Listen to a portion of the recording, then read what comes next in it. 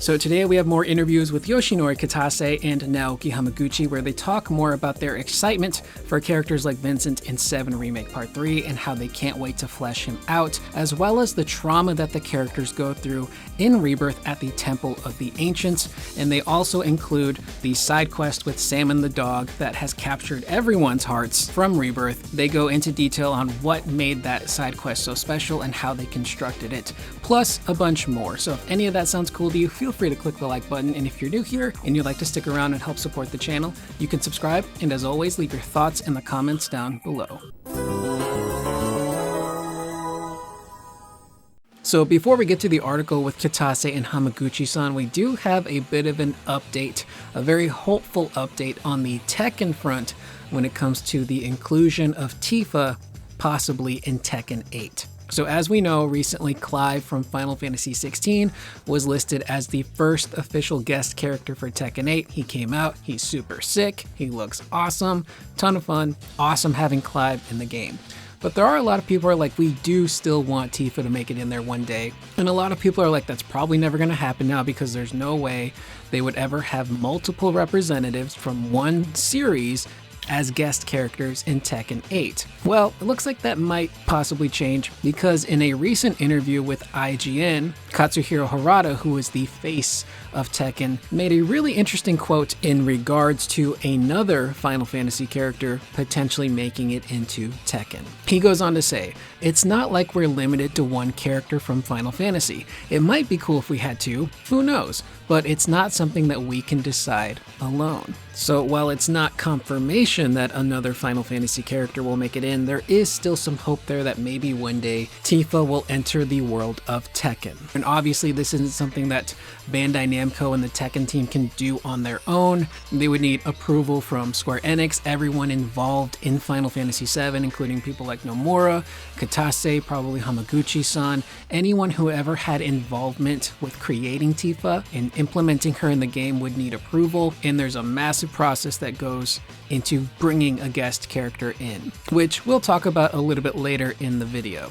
But these are some pretty hopeful words from Harada, and it kind of says to me that they're not closing the door completely on a Tifa guest appearance within the Tekken series. So if she does join one day, I think it'd be super cool. I can't wait to see that moveset and her interactions with Clive. What would they say to each other, meeting each other for the first time in battle? It could be super cool. So I'll just continue to huff my hopium/copium. So this first interview comes to us from Mobile Syrup, who sat down with Kitase-san and Hamaguchi-san right before the Game Awards to talk more about Final Fantasy VII Rebirth. And they asked some really great questions that I don't see too many people out there asking, so this interview really caught my eye. But we start off first with Kitase's love of Vincent and how they hope to flesh him out more in Part 3. Kitase would go on to say, "Since the original Final Fantasy VII, I've always had an affinity for Vincent. I've always wanted a horror character in Final Fantasy, so my wish came true with this character being introduced. And with the 7 Remake project, we haven't yet gone further in depth, and we haven't seen him too much in action yet. And so I'm really excited to see how he's going to be depicted and compare how he is depicted versus the original. And I hope players will be excited also to see how we delve a little deeper into some of his episodes." And when it comes to Vincent, I love him. He is a straight up horror movie character. I have to be very careful about how I say that word because it can sound like something else. He's kind of like on the bleeding edge of being super cool and edgy, but also a little bit dorky. I think one of the greatest moments in Rebirth with his character is when you first meet him and he wants to scan your ID and he doesn't know how to get the Shinra scanner to work, so Kate Sith has to show him. So Vincent, you know, he's a little bit of a boomer in some respects because he's been hidden away for so long that some things just kind of, you know, go over his head. But then shortly after that, when you actually fight him, it's incredible. I was completely surprised that we were gonna fight Vincent in Rebirth, let alone the Galleon Beast version of him. And when he loses control, it's a straight up Bloodborne boss battle. The music sounds like something from Bloodborne. He goes ape shit crazy, starts throwing your characters around, tossing things from the environment at you. It's a beatdown trying to survive that character because he's just mollywopping everybody. And I feel like that kind of gives us us a peek into what his abilities might be in Part 3. I think we will probably lose control of him when he transforms using his limit break, but I am kind of curious as to how they handle the limit break, because we've seen some abilities from the original game that were limit breaks for some characters become regular combat abilities.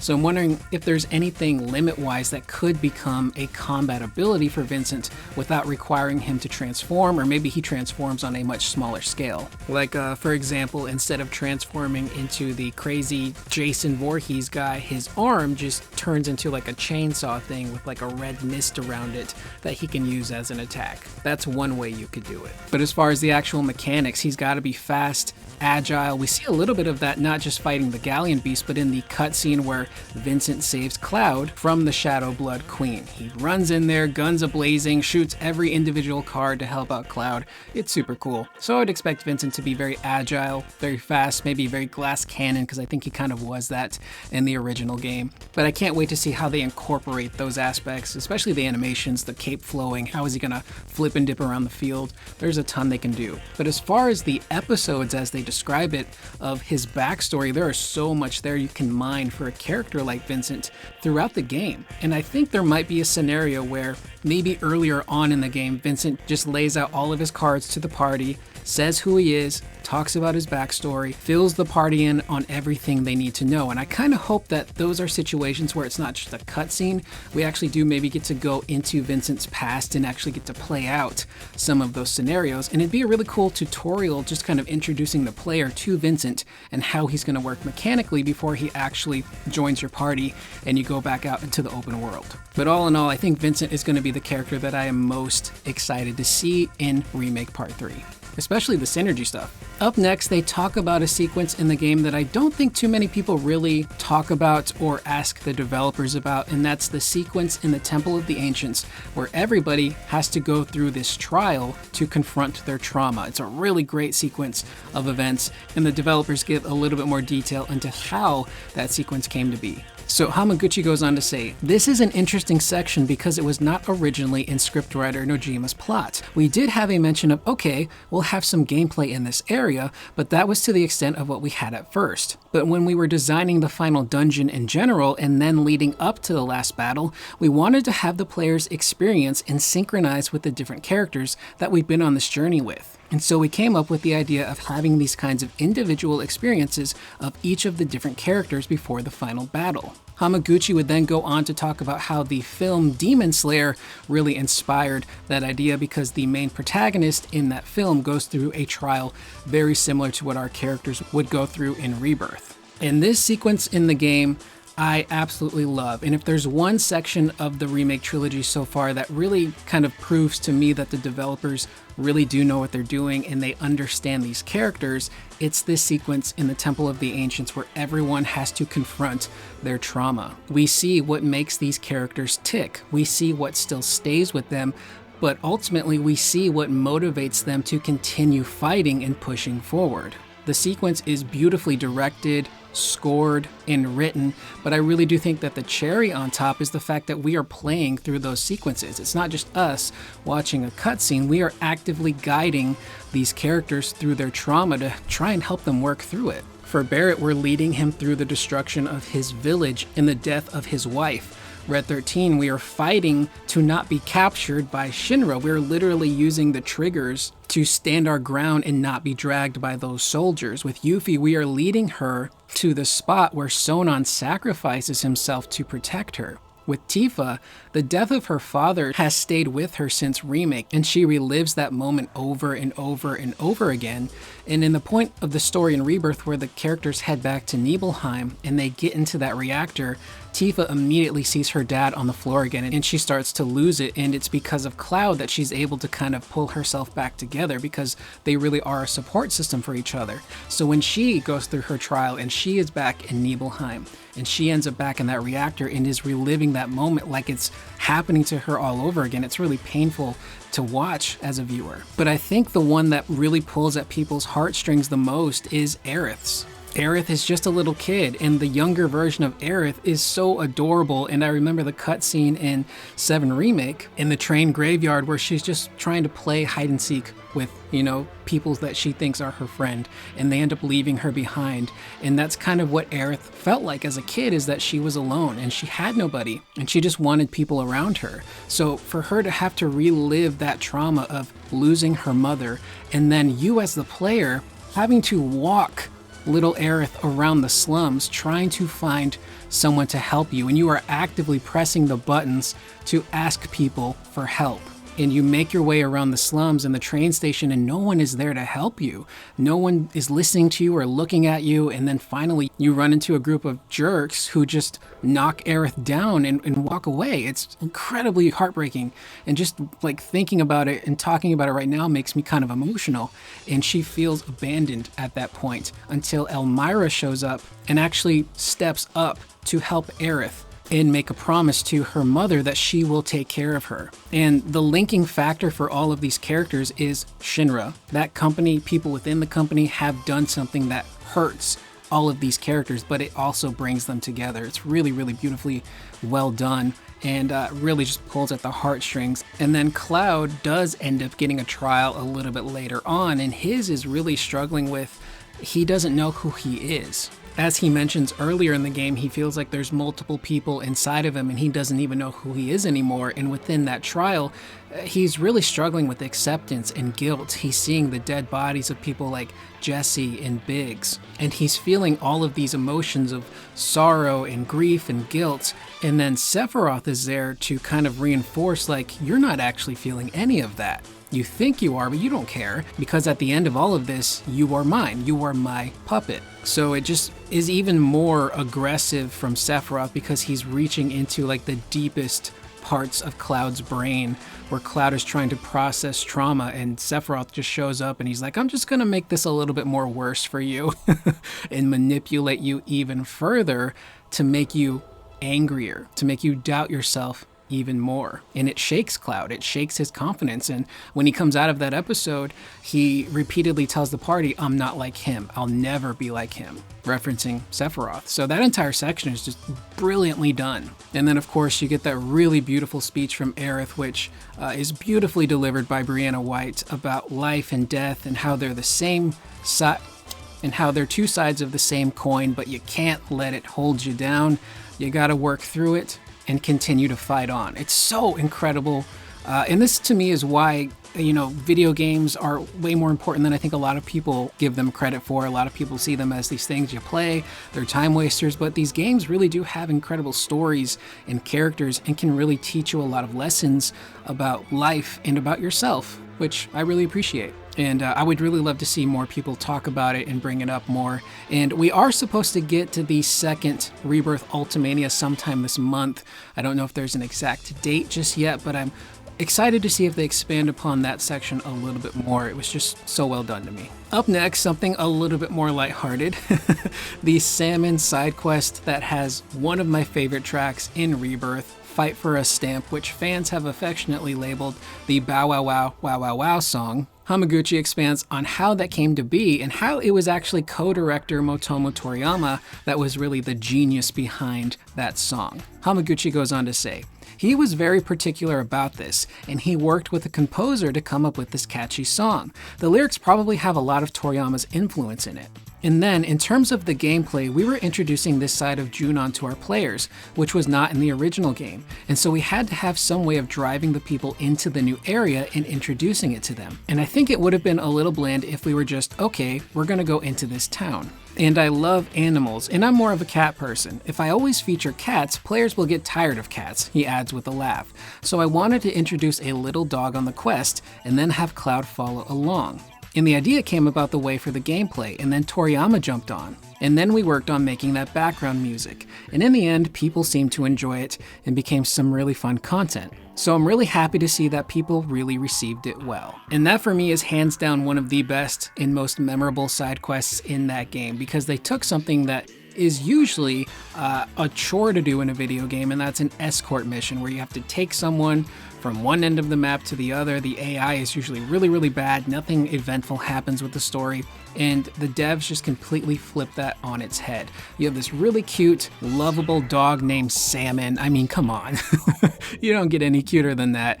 And your whole goal is to take him to a new area of the map, like Hamaguchi-san says. So right off the bat, you're taking your characters to a new area, but you're doing it in a way that's fun. It's not just run from point A to point B. And in the middle of all of that, Barrett is having a mental breakdown about Marlene and how he loves her so much and he doesn't want to hold her back, but he eventually knows she's going to grow up and leave him, and it terrifies the crap out of him. And he is so vulnerable to Cloud in that moment, and Cloud is trying to understand him, and he's like, Barrett, you gotta get your shit together, man. Marlene's barely out of diapers, you've still got plenty of time with her. But then he plays around with Barrett a little bit more, and he makes him doubt himself, but in a way that's just kind of poking fun at him not being mean. And then the cherry on top is that incredible song, Fight for a Stamp, which is this banger of a pop song that once you hear it, it just sticks in your head. It's so upbeat. I think I described it as being like a dopamine serotonin rush whenever I hear it.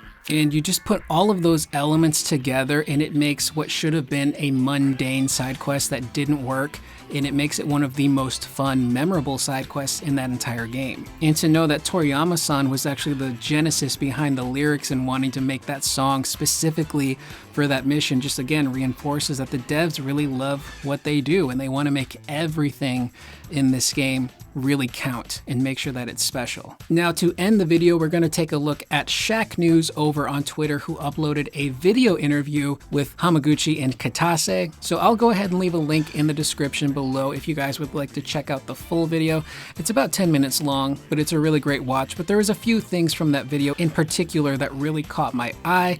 Starting off first with Kitase saying that they've technically been working on this remake trilogy since the 2010s, the early 2010s. And he remembers going to Nojima-san, who is the scenario writer, and telling him, hey, look, if we do eventually go through with this whole remake project, we're gonna need you to get started on some story stuff for us so we have something to work off of. And if you look at like the timeline of events for the 7 Remake, that does check out for them to get started in the early 2010s, because the first time we would actually see 7 Remake was at the PlayStation Experience in 2015. And that was at the time that CyberConnect was developing the game. So all of that old footage, the combat that looked a little bit more like Kingdom Hearts, that was the very early stuff that we would see. So that stuff really lines up. And to know that they've been working on this project in particular for technically close to like almost 15 years now, if you want to count those early 2010s with the scenario writing, it's astonishing. And the fact that it's been this long and they're still so excited about what they're doing is just, it's pretty incredible and super special. Now, the last question we'll end on, the interviewer actually asks them, was there any specific reason why they didn't include Vincent as a playable character in Rebirth? And Hamaguchi would go on to say that a lot of it really came down to holding specific things back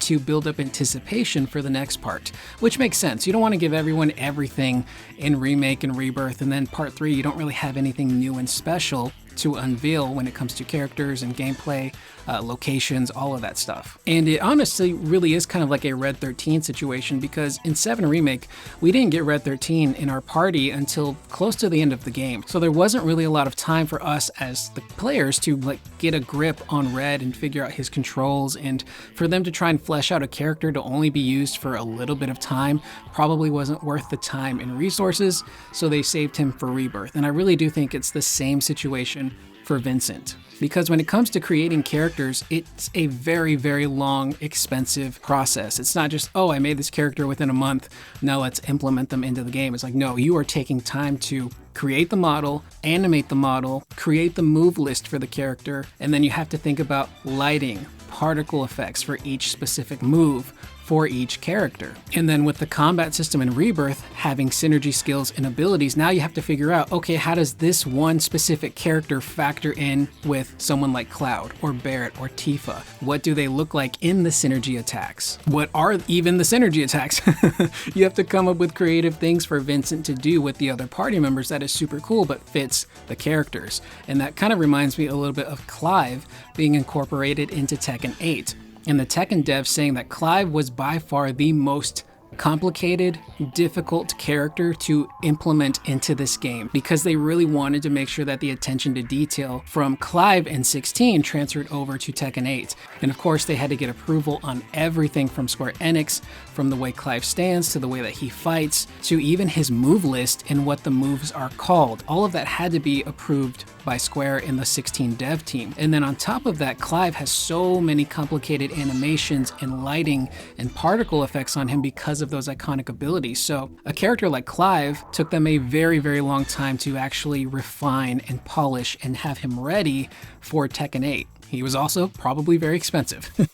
And I just took the scenic route there to let you know that creating characters, especially with action-based combat, it's an arduous process that takes a long time and you don't want to half-ass it. So I prefer they wait on Vincent and Sid, really fine-tune them in the development process, making 3, and then let us go all out in Remake Part 3 and show us what these characters can do, because we'll finally have them for the entirety of the game instead of just one tiny section towards the end. So with that being said, that is the video. Let me know what you guys thought in the comments down below of these 2 interviews, specifically the Temple of the Ancients trial that those characters go through. What were your specific thoughts on that section of the game? And thank you again to everyone who continues to watch the videos and support the channel. I know there's a ton of Final Fantasy VII news coming out now, so I really don't want to overload people's sub boxes and burn people out on this content, but there's just so much fun stuff to discuss that I think is super interesting. And again, we're going to get that Rebirth Ultimania sometime soon, which should have some more interesting details from the devs. So I am Curious Corduroy. I will see you guys in the next video. Please remember to always be excellent to one another.